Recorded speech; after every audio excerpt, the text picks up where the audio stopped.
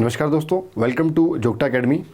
In continuation with your MCQ series आज हम मई के थर्ड वीक के कुछ इम्पॉर्टेंट एमसीक्यूज़ के साथ डील करेंगे जो आपके इम्पॉर्टेंट करंट अफेयर्स के एमसीक्यूज़ हैं। So without wasting any time, moving on to first question, Which of the following literary works were recently inscribed on UNESCO Memory of World Register? काफ़ी important news आ रही है ये। देखो, memory of world program जो है वो UNESCO द्वारा 1992 में चलाया गया, ठीक है। अब उसी के संदर्भ में आगे UNESCO memory of world Asia Pacific regional register जो है ये 1998 में एग्जिस्टेंस में आया था। हाल ही में इसी पर्टिकुलर ऑर्गेनाइजेशन की मीटिंग उलन बतौर मंगोलिया में हुई थी और ये निर्णय लिया गया कि ये तीन जो हमारे वर्क्स हैं, रामचरितमानस, पंचतंत्र और सहृदयालोक लोकना, इन तीनों को ऐड किया गया है इस पर्टिकुलर लिस्ट में, ठीक है। तो ध्यान रखना, रामचरितमानस तुलसीदास जी ने लिखी हुई है, पंचतंत्र जो है विष्णु शर्मा जी ने लिखी हुई है और सहृदयालोक लोकना ये लिखी हुई है आनंद वर्धन ने, ठीक है। आनंद वर्धन जो आपके कश्मीर से ये बिलोंग करते थे, ठीक है। तो आनंद वर्धन उन्होंने ये लिखी हुई है। सो ये फर्स्ट क्वेश्चन, ये तीनों ध्यान रखना बहुत इंपॉर्टेंट है क्योंकि यूनेस्को के प्रोग्राम जो है वो पूछते हैं। एक बार आपके मैब प्रोग्राम जो है वो भी आपका पूछा गया था पर्टिकुलरली, ये चीज़ ध्यान रखना। Mount Ibu, an active volcano on Halmahera island is located in which of the following nation. तो आपको बताना है कि एक्टिव वॉल्केनो अभी रिसेंटली क्या हुआ, माउंट ईबू, आप यहाँ देख सकते हैं इंडोनेशिया में एक आइलैंड है हल्माहेरा, वहाँ पर माउंट ईबू जो है वो इरप्ट हुआ है। अब यहाँ के जो लोकल्स थे उन सबको इवैक्यूएट करा दिया गया है। तो ये कहाँ पर है, ये है आपका इंडोनेशिया में। इससे पहले हम डिस्कस कर चुके हैं माउंट रुआंग के बारे में, इससे पहले हम डिस्कस कर चुके हैं माउंट मेरापी के बारे में। तो माउंट मेरापी और माउंट रुआंग ये भी इंडोनेशिया में ही है, ध्यान रखना। और ये सारे के सारे ना पैसिफिक रिंग ऑफ फायर में आते हैं।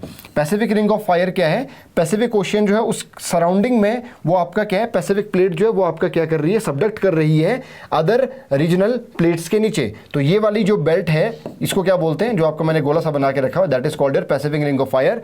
75% ऑफ वॉल्केनोज जो हैं दुनिया के वो इसी बेल्ट में लाई करते हैं, जो आपने ध्यान रखना है। Which of the following has recently passed its first ever legislation to combat violence against women? तो इनमें से कौन सी संस्था ने अभी महिलाओं के हित के लिए एक पर्टिकुलरली लेजिस्लेशन पास किया हुआ है, उनके वायलेंस को कॉम्बैट करने के लिए महिलाओं के खिलाफ कौन सी ऑर्गेनाइजेशन है, वो है यूरोपियन यूनियन। तो यूरोपियन यूनियन ने, जो कि 27 देशों का एक समूह है, यूनियन है, उसने एक लेजिस्लेशन पास किया है जिसमें ये बताया गया है कि भाई साइबर स्टॉकिंग, ठीक है, फिर फीमेल जेनिटल म्यूटिलेशन जो है वो, उसके अलावा जो आपके साइबर क्राइम्स अगेंस्ट वुमेन होते हैं या फिर फोर्स्ड मैरिजेस जैसे आपके पर्टिकुलरली मुद्दे हैं, उन सब के खिलाफ आपका यहाँ पर क्या है, अब कार्रवाई की जाएगी। उसके खिलाफ आपका क्या बनाया गया है, लॉ बनाया गया है। किसने बनाया है, यूरोपियन यूनियन ने, ठीक है। Next, United nation general assembly proclaimed 25 मई एज। तो ये ध्यान रखना, काफ़ी इंपॉर्टेंट क्वेश्चन है क्योंकि पहली बार आपका फुटबॉल के लिए एक दिन घोषित किया गया है, वो है 25 मई, मतलब वर्ल्ड फुटबॉल डे जो है वो 25 मई को मनाया जाएगा। आपसे इसका इतिहास क्या है, 1924 जो है 1924 25 मई को पेरिस ओलंपिक में पहली बार अंतर्राष्ट्रीय स्तर पर काफ़ी नेशंस साथ में आए थे और फुटबॉल टूर्नामेंट का आगाज़ हुआ था। तो उसके 100 साल पूरे हो रहे हैं। इसी उपलक्ष्य में 25 मई को यूनाइटेड नेशन जनरल असेंबली ने क्या किया है, वर्ल्ड फुटबॉल डे घोषित किया है। Which of the following space agency has made a plan to construct lunar railway known as float. तो लूनर रेलवे जो है वो आपका ट्रैक जो है, रेलवे ट्रैक जो है वो कहाँ बिछाया जाएगा, मून की धरती पर, वो है नासा ने किया है, ठीक है। तो नासा अभी क्या है, प्लान बना रहा है कि भाई हमने क्या करना है। जो होता क्या है, जब हम मून पे जाते हैं तो वहाँ पर आपका एक्सप्लोरेशन करते हैं। एक्सप्लोरेशन करने में कई बार आपका ज़्यादा टाइम लग जाता है और ज़्यादा डिस्टेंस ट्रेवल करना पड़ता है, और उसके लिए उनको सामान जो है एस्ट्रोनॉट्स को पीठ पे उठा के ले जाना पड़ता है। तो ये सारे चीज़ें जो है उसको टैकल करने के लिए उन्होंने वहाँ पर प्लान बनाया है कि हम लूनर रेलवे बनाएंगे, ताकि वो सामान जो है एक जगह से दूसरी जगह आराम से जा सके। ट्रांसपोर्टेशन वर्क के लिए कहीं ना कहीं ये चलाया गया है, और ये मैग्नेटिक लेविटेशन का कॉन्सेप्ट जो है, मैग्नेटिक लेविटेशन टेक्नोलॉजी को यूज करके बनाया जाएगा। अभी ये प्लान है, ठीक है। तो ध्यान रखना, ये आपका फ्लोट जिसको बोला जा रहा है आपका floating levitation on a track, ये टेक्निक यूज होगी और वहां पर लूनर ट्रैक बनाया जाएगा नासा के द्वारा। ONDC, a digital infrastructure initiative was launched by Indian government। हाल ही में ये जो आप देख रहे हैं open network for digital commerce, इसने हाल ही में 89 लाख ट्रांजैक्शंस जो हैं वो आपके एक महीने में की हैं। तो काफ़ी ज़्यादा इम्पॉर्टेंट हो जाता है। क्यों? क्योंकि 2021 में जब इसको लॉन्च किया गया था ONDC को, इसका पर्पस क्या था, ये है क्या है, प्लेटफॉर्म क्या है, इसमें सब चीज़ें जैसे कि food, fashion, payment, travel, simple भाषा में बोलूँ तो अमेज़ॉन, फ्लिपकार्ट, ऊबर, UPI, ये सारी चीज़ें, पेटीएम वगैरह अगर आपको एक ही प्लेटफॉर्म पर मिल जाएं तो किफ़ायती दरों पर मिलेंगी, ऑब्वियस सी बात है।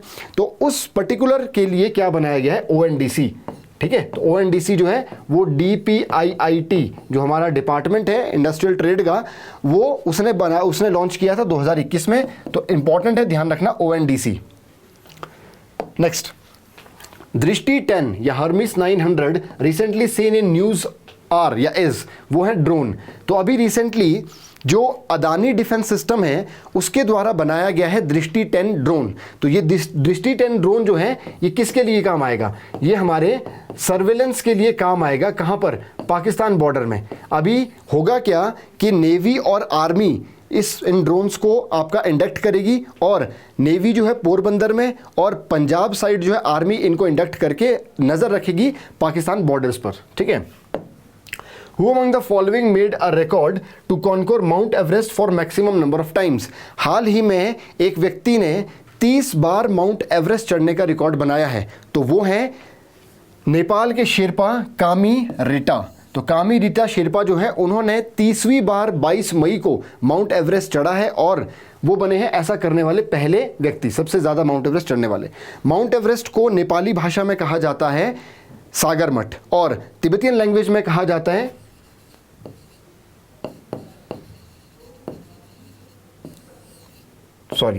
चोमुलोंगमा, ठीक है। चोमुलोंगमा या चोमुलोंगमा ये कहा जाता है तिब्बतियन लैंग्वेज में, और नेपाली भाषा में इसको कहा जाता है सागरमठ, ध्यान रखना, ठीक है।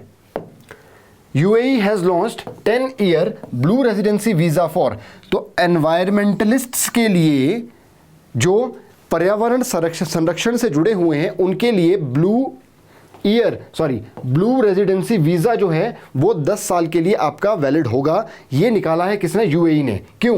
क्योंकि 2023-24 को उन्होंने ईयर ऑफ सस्टेनेबिलिटी घोषित किया है, और इसी पर्टिकुलर इनिशिएटिव के अंडर इन्होंने क्या किया है, UAE ने 10 साल के लिए blue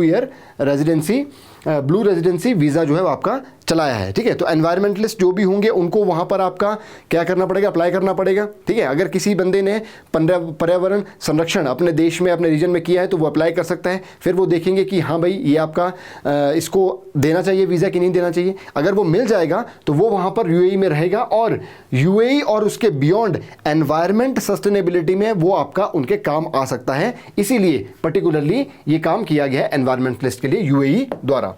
which nation is to host women's world cup of soccer, जो आपका होने वाला है 2027 में। देखो 2023 में जो वुमेन वर्ल्ड कप हुआ था सॉकर का, वो हुआ था ऑस्ट्रेलिया और न्यूजीलैंड में, और इसको स्पेन ने जीता था, ठीक है, वुमेन का। और 2027 में ये होने वाला है ब्राज़ील में। 32 नेशंस जो है इसमें पार्टिसिपेट करेंगे। वेस्ट नाइल वायरस अभी रिसेंटली न्यूज में था, इज एसोसिएटेड विद, तो वेस्ट नाइल वायरस जैसे आप यहां देख सकते हैं, तो इसका वेक्टर कौन है, वो है मस्कीटो। अब है तो इसका पैथोजन तो वायरस है, लेकिन ये इसका नाम क्यों पड़ा है ऐसा, वेस्ट नाइल वायरस का नाम पड़ा है क्योंकि युगांडा में 1937 में सबसे पहली बार एक डिस्ट्रिक्ट है युगांडा की वेस्ट नाइल, वहां पर ये देखा गया था, इसीलिए इसको बोलते हैं वेस्ट नाइल वायरस। हाल ही में न्यूज़ में क्यों है, केरला के 3 जिलों में ये आपका पर्टिकुलरली डिटेक्ट किया गया है वेस्ट नाइल वायरस। तो ध्यान रखना, वेस्ट नाइल वायरस मस्कीटो, और कौन से मस्कीटो, ये क्यूलेक्स, जो क्यूलेक्स मस्कीटो है उनसे ये जुड़ा हुआ है। Who among the following recently won साहित्य अकेडमी फेलोशिप? तो साहित्य अकेडमी फेलोशिप अवार्ड जो है वो अभी रिसेंटली अवार्ड या फिर फेलोशिप जीतने वाले अभी किनको मिली है? रस्किन बॉन्ड को। 1968 में ये फेलोशिप सबसे पहले दी गई थी सर्वपल्ली राधाकृष्णन को, ठीक है। अभी रिसेंटली दी गई रस्किन बॉन्ड, इनका जो घर है या इनका जो होम टाउन है वो है आपका कसौली, जो हिमाचल प्रदेश में है, ठीक है। तो ध्यान रखना, तो साहित्य अकेडमी फेलोशिप, साहित्य अकेडमी जो है 1954 में बनाई गई थी, ठीक है। तो ये चीज़ ध्यान रखना। So I hope you enjoyed the session. तो मिलेंगे आपको नेक्स्ट वीडियो के साथ, नेक्स्ट करंट अफेयर की वीडियो के साथ। Till then take care, thank you.